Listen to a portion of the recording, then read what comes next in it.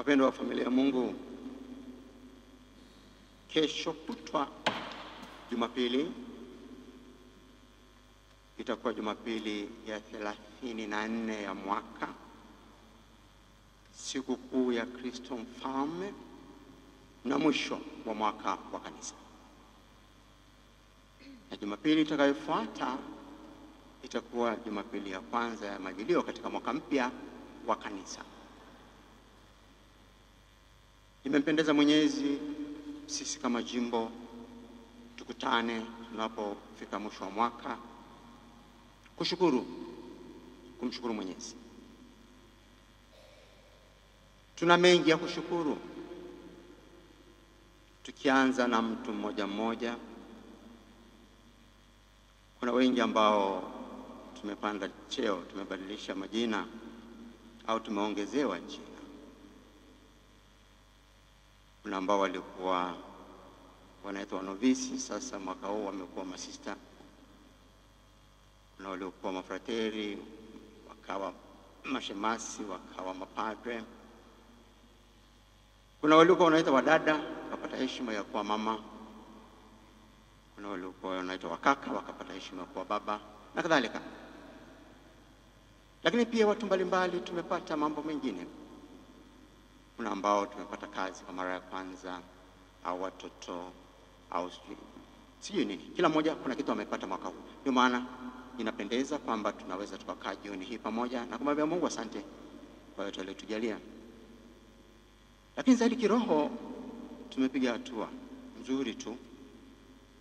Tukitazama katika maparokia yetu, sakramenti zimetolewa, watoto wamebatizwa, taifa la Mungu limeongezeka, watoto wameimarishwa, ndoa zimebarikiwa, wagonjwa wamepata sakramenti.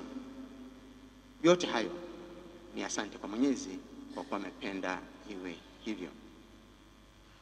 Lakini pia katika masuala ya maendeleo ya kawaida haya ya kimwili tumefanya mengi. Parokia mbalimbali, wengine zimejenga makanisa, wengine nyumba za mapadri, wengine kukarabati, wengine magari, wengine pikipiki, wengine hivyo. Na bado ujenzi unaendelea hapa na pale. Kwa hayo hatuna sababu ya kumwambia Mungu asante Baba.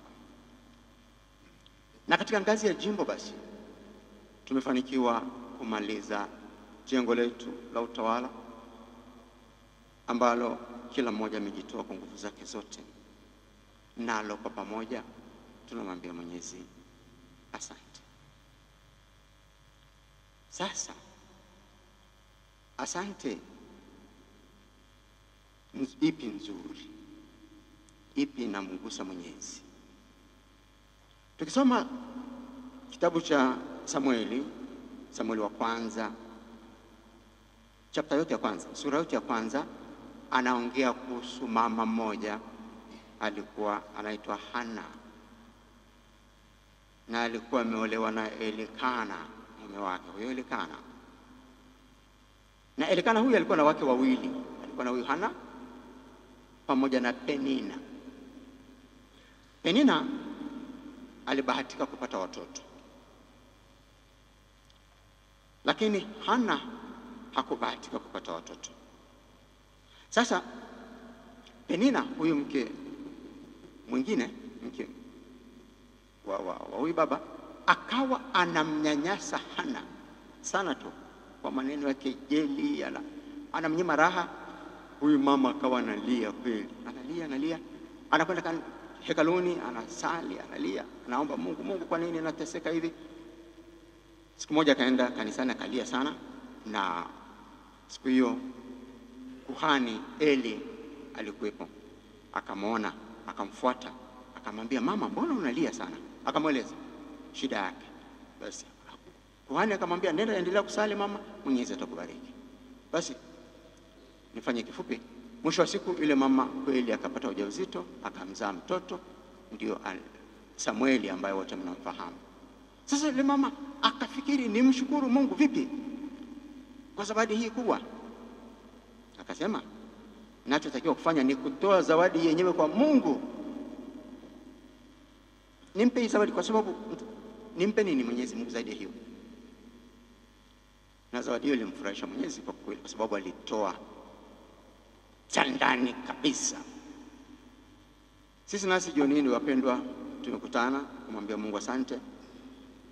Ni wazi cha kwanza kabisa na cha muhimu, tunatolea sadaka misa takatifu ambayo ni sadaka Mwenyezi anaipenda. Lakini la pili, naomba tujitoe nafsi zetu ya ndani kabisa kama alivyofanya huyu mama. Na njia nzuri ya kufanya hivyo ni kuwa karibu na Mwenyezi, awe rafiki yetu wa karibu. Kwa vipi? Kwa kuendelea kwa watu wa sala zaidi, kwa watu wa sakramenti zaidi. Kwa hilo la kwanza naliombeni sana, tunaposema asante kwa Mwenyezi, tuwe watu tunapenda kuwa karibu naye, urafiki wa karibu naye, sadaka ya kweli, asante ya kweli ambayo inamgusa Mwenyezi Mungu. Wapendwa, mwaka jana nilikutana na mdada mmoja hivi, nilimfahamu zamani. Nilipomwona kwa mikoa mkubwa mbadilika, nikamwambia hongera, hongera.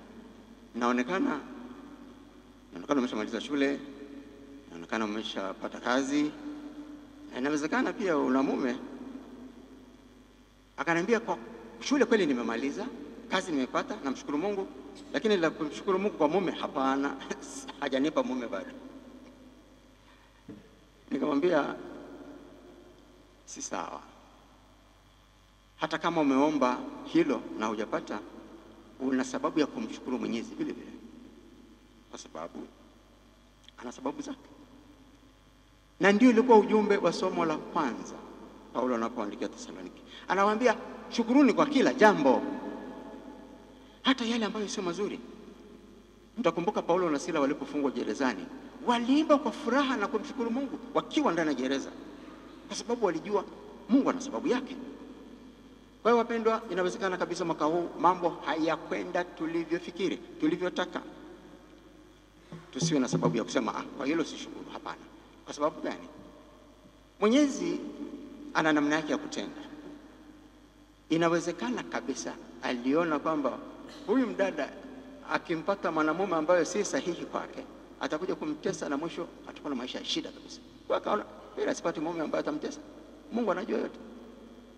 Au wakati mwingine unaomba jambo, Mwenyezi anaona hili halikufai unaloomba, anakupa kitu kingine, lakini kwa sababu wanadamu hatujui namna ya kujua kwamba hiki nimepewa badala ya kile nilichoomba, tunabaki kulalamika. Ndio maana Paulo anasema shukuruni kwa kila jambo, kwa sababu Mwenyezi Mungu ana sababu zake za kufanya hivyo. Kwa hiyo wapendwa, tunapomshukuru Mwenyezi Mungu, naomba nichukue nafasi pia mimi kuwashukuru ninyi sana sana tena sana kutoka moyoni. Ujenzi wa jengo hili la utawala limenifungua mlango mwingine katika maisha yangu kuhusu ninyi wapendwa. Nimejua kweli mna upendo, mna ushirikiano, mnalipenda jimbo lenu, ndio maana mkajitosa jumla. Asanteni na hongereni sana, asante sana. Lakini pia niwapongeze kwa jinsi mnavyoshirikiana na wababa hawa katika kuendeleza mambo mbalimbali katika ngazi ya parokia, na hilo nawapongezeni, asanteni na hongereni sana. Na nawashukuru viongozi wote ambao wamesimamia mambo hayo kwa utaratibu mzuri mpaka tukawakuta mababa wetu na mambo yakaenda. Ndugu zangu,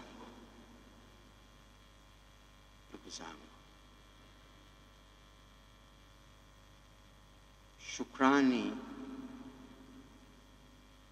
inaweza kuwa na maana yoyote kubwa zaidi ya tunachofikiri.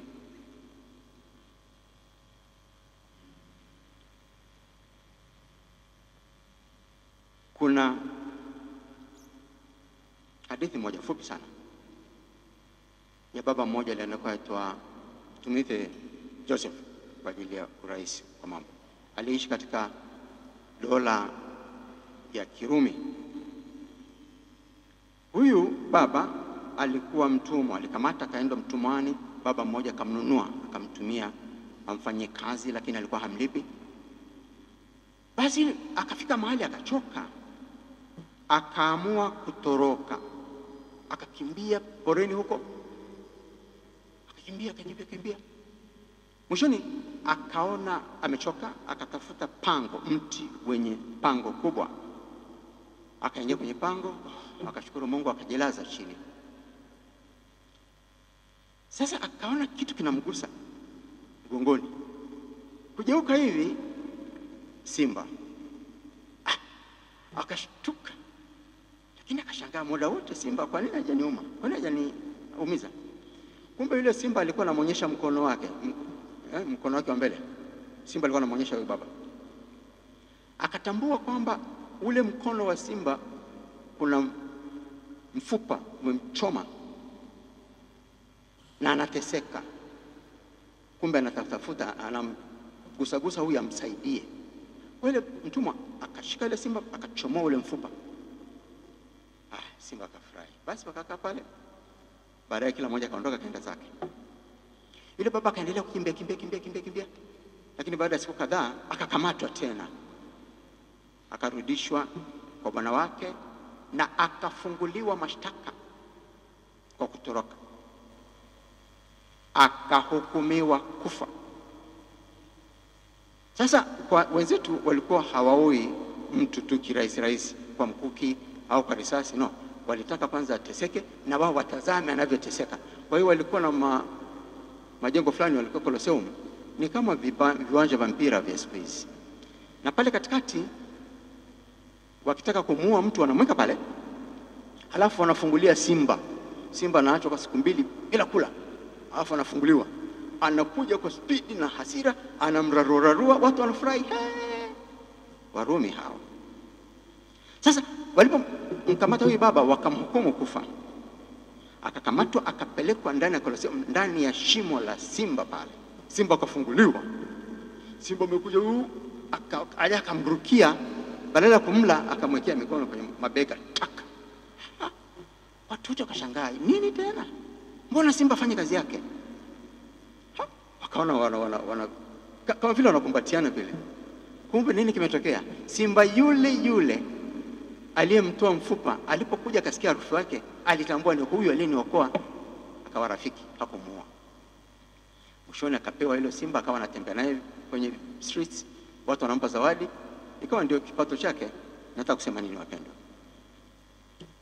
Yote mema mliofanya, pamoja na kwa leo tunawashukuru hapa, Mwenyezi Mungu ana namna zake nyingine ambazo atawashukuru nazo, ambazo hamwezi kujua, kama huyu mtumwa huyu aliyemsaidia simba akaja kumwokoa maisha yake. Na naomba liwe hivyo.